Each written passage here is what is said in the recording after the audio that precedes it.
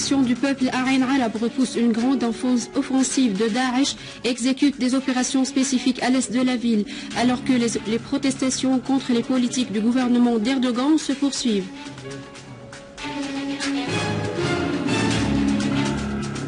Jafari affirme que ce qui se passe à Ain Arab prouve l'implication du gouvernement turc avec Daesh dans les massacres commis à l'encontre du peuple syrien.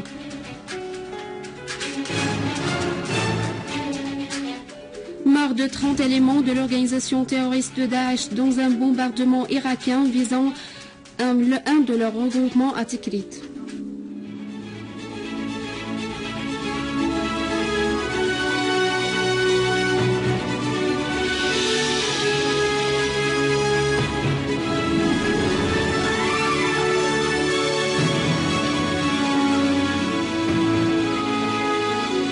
Mesdames et messieurs, bonjour et merci de nous rejoindre.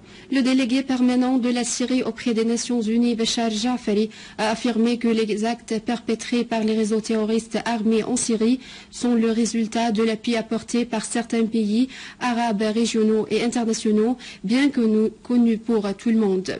Dans une allocution prononcée aux Nations Unies devant la première commission du désarmement et la sécurité internationale, Jafari a affirmé que le gouvernement syrien soutient toutes les initiatives visant à édifier une communauté internationale vide de l'usage de la force et basée sur les principes de la charte de l'ONU relatifs à la justice, à l'égalité et au respect de la souveraineté. Jafari a de même souligné que ce qui se passe à Ain Arab confirme l'implication du gouvernement turc dans les massacres commis par l'État islamique à l'encontre des Syriens, au lieu de les aider à surmonter la crise dans leur pays. Jafari a affirmé l'engagement de la Syrie à l'exécution de la Convention sur l'interdiction des armes chimiques en dépit des circonstances extrêmement difficiles. En outre, Jafari a appelé à ne pas politiser le rapport de OIAC portant sur les allégations relatives à l'usage du chlore à Hama afin de ne pas influer sur la crédibilité de cette organisation. Les combats se poursuivent entre les éléments des unités de protection kurdes qui défendent la ville de Ain Arab au nord-est d'Alep et les terroristes de l'État islamique qui tentaient d'attaquer la ville avec un soutien turc. Des sources de la ville ont souligné que les terroristes de Daesh s'étaient infiltrés vers certains quartiers au nord de la ville du côté des frontières turques et avaient pris le contrôle du siège de la municipalité, affirmant que les raids infructueux de l'aviation américaine sur leur position n'ont pas pu arrêter leur progression.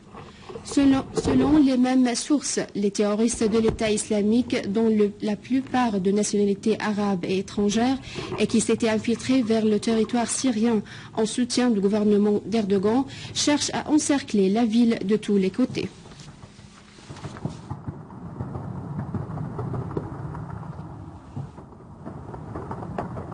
À propos de la situation dans la ville d'Ain Arab, le journal britannique The Independent a publié un article dans lequel il a confirmé que suite au contrôle de l'organisation terroriste Daesh sur environ 40% de la ville, il est probable que la population ferait la cible d'un massacre semblable à ce qui s'est passé à Srebrenica, en référence au massacre perpétré dans la Bosnie-Herzégovine.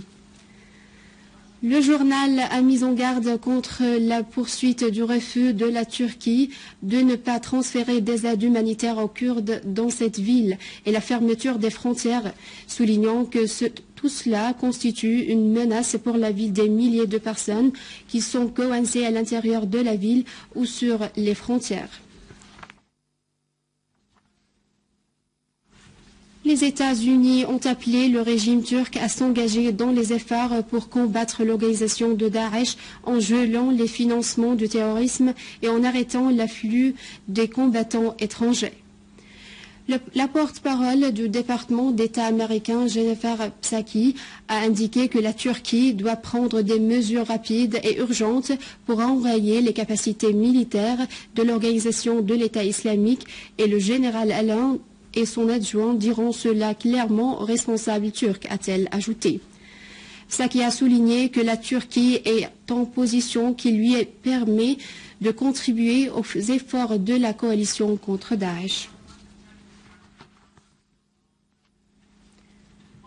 Des familles françaises rencontrent des histoires au sujet du départ de leurs filles pour rejoindre l'organisation terroriste de l'État islamique, dont l'objectif est de se battre en Syrie au milieu d'un silence suspicieux de pays qui prétendent combattre l'organisation terroriste.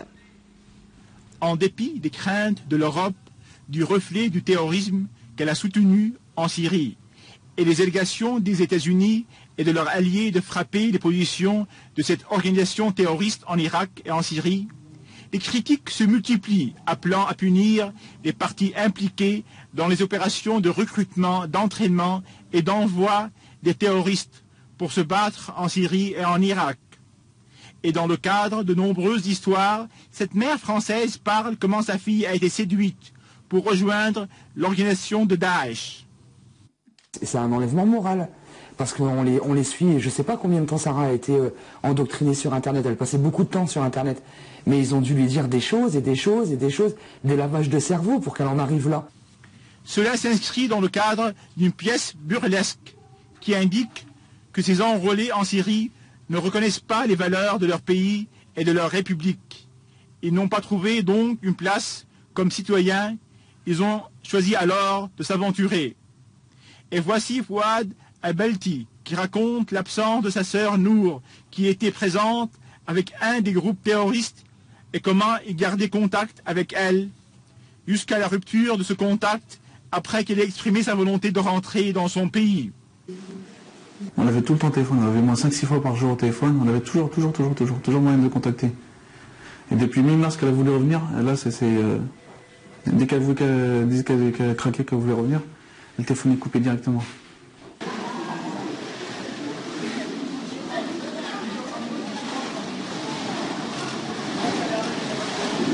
Ça m'a encore plus motivé de la récupérer ce que j'ai vu dans l'état qu'elle a été, c'est vraiment horrible. Elle, normalement, était plus mate que moi. Quand j'ai vu, elle était encore plus blanche, puis elle avait le visage enflé, le teint jauni. Mais je crois qu'elle est vraiment atteinte psychologiquement. Elle n'arrêtait pas de pleurer, puis de taper sa tête contre le mur.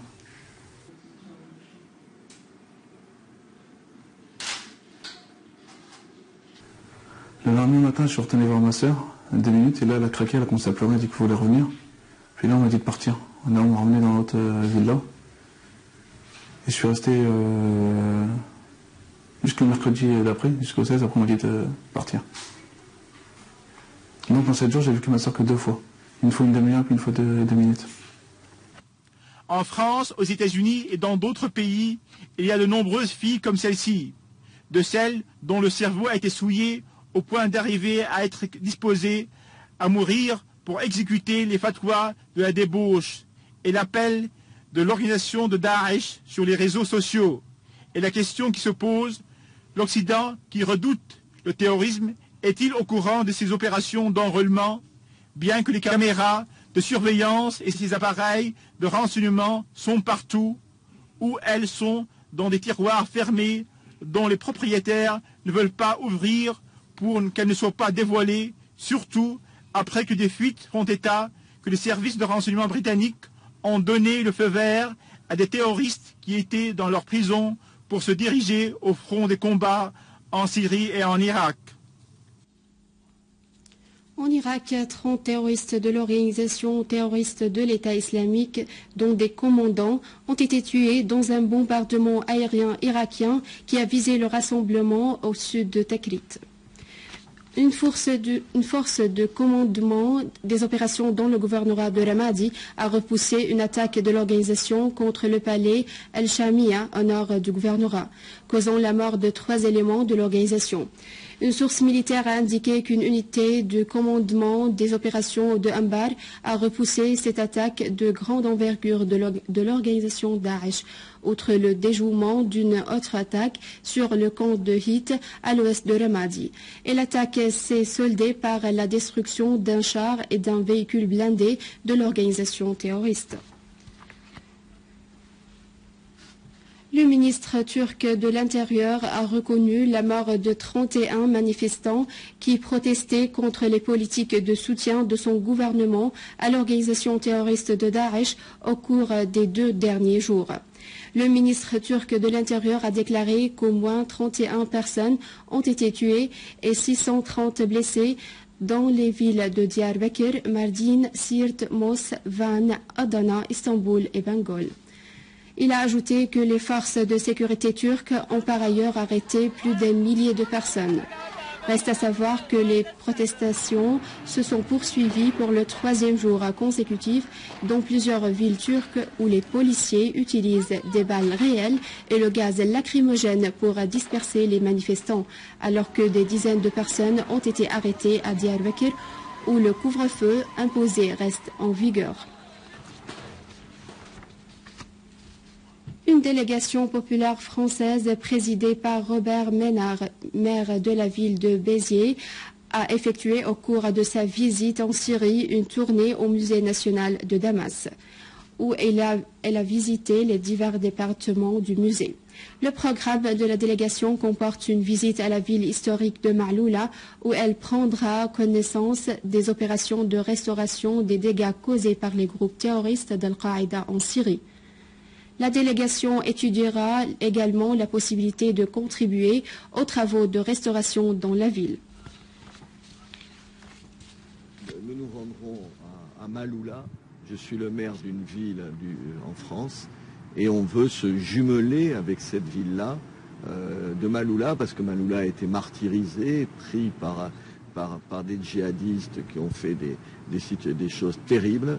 Et donc on veut, à travers ce jumelage, montrer notre solidarité par rapport à cette population. C'est la première fois depuis le début de la guerre qu'une ville en Europe se jumelle avec une ville syrienne. Je suis content que ce soit ma ville, dont je suis le maire. Avec les habitants de ma ville, officiellement, c'est une visite officielle, je dis à quel point les gens comme moi, qui sont les élus de la République française, sont sensibles à ce qui arrive dans ce pays et sont solidaires, par exemple, des victimes des djihadistes à Maaloula. À la fin de ce journal, je vous rappelle les principaux titres.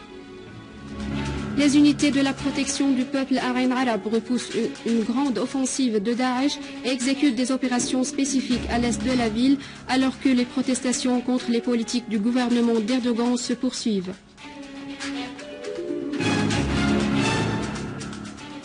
Jafari affirme que ce qui se passe à Arayn Arab prouve l'implication du gouvernement turc avec Daesh dans les massacres commis à l'encontre du peuple syrien.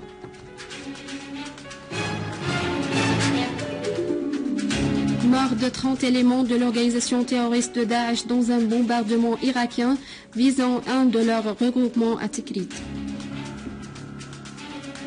C'est la fin du journal. Je vous remercie de l'avoir suivi. Je vous rappelle que vous pouvez consulter notre site internet syriaonline.sy pour avoir ce journal et davantage d'informations. Au revoir.